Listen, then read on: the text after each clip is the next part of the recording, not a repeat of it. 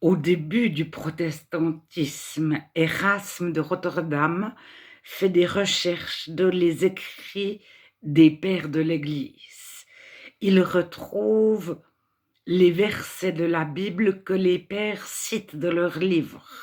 Alors, il n'y a pas encore de versets, mais il retrouve la Bible en entier dans les écrits avant Augustin, Cyril par exemple, euh, avant Constantin principalement. Et Erasme sort en latin, traduit en grec, mon Nouveau Testament. Il l'appelle comme ça. Alors, sur Internet, il est en latin.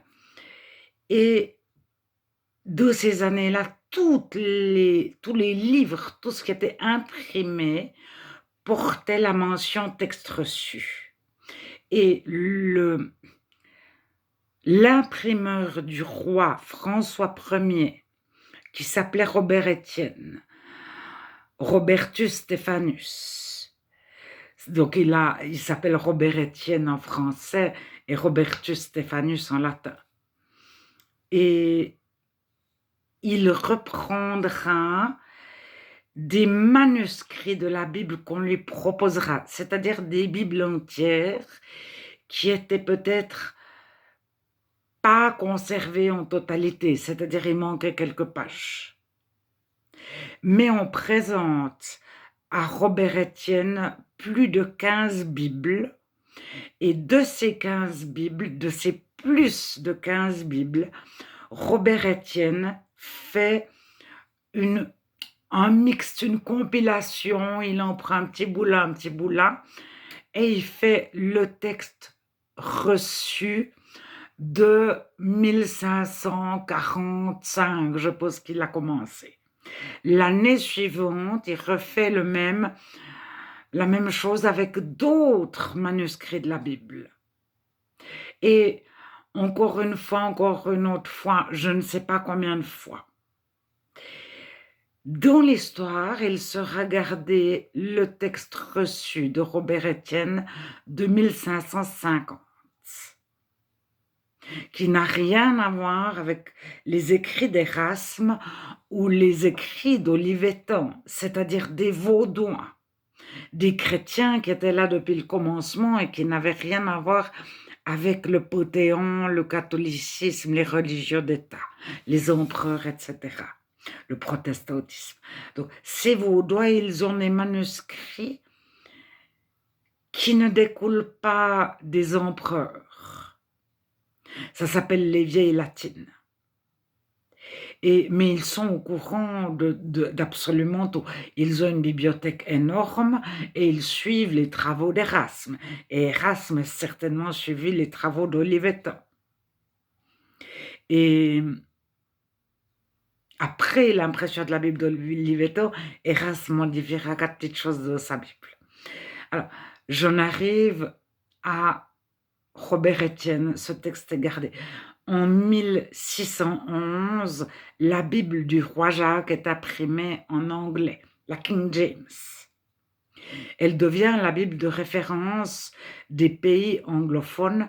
Elle est imprimée de la langue que le peuple parle, à peu près. La langue que le peuple parle était multiple et on en fait une langue. Enfin, l'anglais avait déjà été écrit avant cette Bible-là. Écrit avec une grammaire, avec une syntaxe, etc. Et récemment, il y a comme ça 200 ans, arrive un anglican du nom de Scrivener. Et lui fait un texte reçu en grec à partir de la King James en anglais. Je ne me trompe pas, je ne mélange pas. Et lorsque la King James en anglais évoluera, le texte reçu en grec de Scrivener évoluera en même temps. Mais c'est l'anglais qui prime et qui fait foi, et le grec de Scrivener suit les modifications faites en anglais. Alors, Scrivener, je crois, la première, c'est juste avant 1900 peut-être, ou c'est juste avant 1800, je ne sais plus maintenant. 1880, je ne sais plus. Mais après sa mort, son texte a été réédité, c'est-à-dire modifié. Alors, je vous parle de ça parce que nos Bibles se basaient et se basent encore sur 8 compilations de grec. Donc celle-là, donc le Textus Receptus de Scrivener, le Textus Receptus de Robert Estienne, et puis sur Tischendorf, qui est un homme qui a fait des recherches sur Nestlé et Alan, ces deux noms d'hommes différents, et sur Westcott and Hort, c'est N et N, c'est de l'anglais. Alors, un s'appelle Westcott, puis l'autre Hort.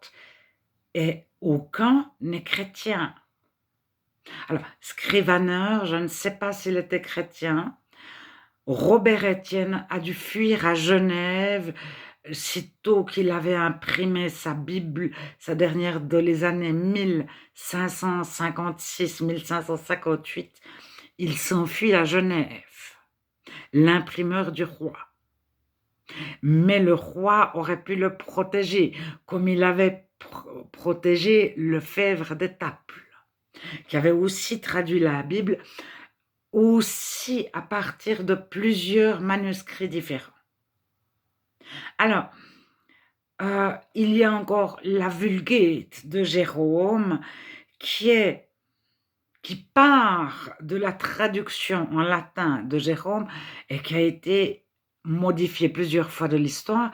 À Vatican II, en 1969, comme ça, elle est devenue la Néo-Vulgate, la nouvelle Vulgate. Et les Bibles, comme Jérusalem, Tob, Peuple, qui ont été imprimées après 1973, pour la première fois de l'histoire, les catholiques ont fait une Bible en français accessible à tous. Auparavant, les Bibles catholiques, ils s'en imprimaient 100 par-ci, 100 par-là. Elles étaient destinées uniquement aux prêtres, aux moines, etc. Mais jamais un catholique n'a eu de Bible. Vos grands-parents catholiques n'avaient pas la Bible. Vos parents catholiques n'avaient pas la Bible.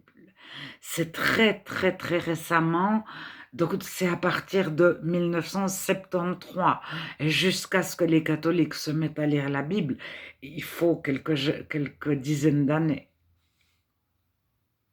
Mais ça a été vivement encouragé. Alors, ce que je voulais parler de Westcott and Hort, de Nestlé Aland, de Tischendorf, etc. Alors, après, il y a encore la Bible des orthodoxes et le texte majoritaire byzantin. Martin, la traduction de la Bible de David Martin se base sur le texte byzantin majoritaire. Comparé à une Louis II en 1880 fait une traduction, il n'est pas chrétien non plus, Louis II. Et entre la Martin et la Louis II, plusieurs ont fait des recherches et montrent que Jésus est minimisé et Dieu est minimisé.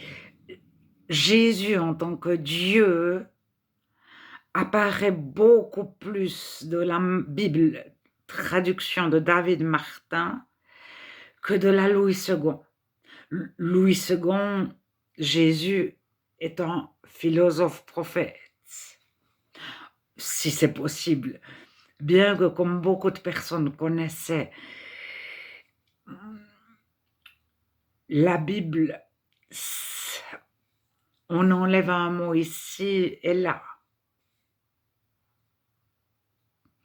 Alors, il y a des listes comme ça, vous pouvez trouver, qui mettent de la Louis II, Jésus est roi, Jésus est Dieu, Jésus, dans la Bible David Martin, Jésus est Dieu, Jésus est roi. Et vous voyez les différences. Donc, verset par verset. Alors, les compilations de grec, Nestlé Aland, Westcott Hort, Tischendorf, etc., partent toutes de plusieurs manuscrits et certaines compilations reprennent aussi le texte Alexandrinus, le codex, le manuscrit, la Bible entière qui s'appelle le codex Alexandrinus. Et ça, c'est une Bible qui est une Bible qui a été écrite dans les années 400. Il manque quelques pages, etc. Mais il y a d'autres codex, il y a celui de Washington, il y a celui du Vatican, il y a celui des... Il y en a plusieurs qui n'ont que le Nouveau Testament. Et il y a celui de France, de la Bibliothèque de France. Je ne retiens jamais son nom. Mais alors, c'est un manuscrit qui a été en grande partie effacé pour reprendre le support, parce que les peaux de bête coûtaient très cher, et on a réécrit tout à fait autre chose. Donc, ce manuscrit est peu utilisé par les chercheurs, parce qu'il est en partie, il a été utilisé pour écrire d'autres choses. Donc le papier, le support, c'est-à-dire les peaux de bête,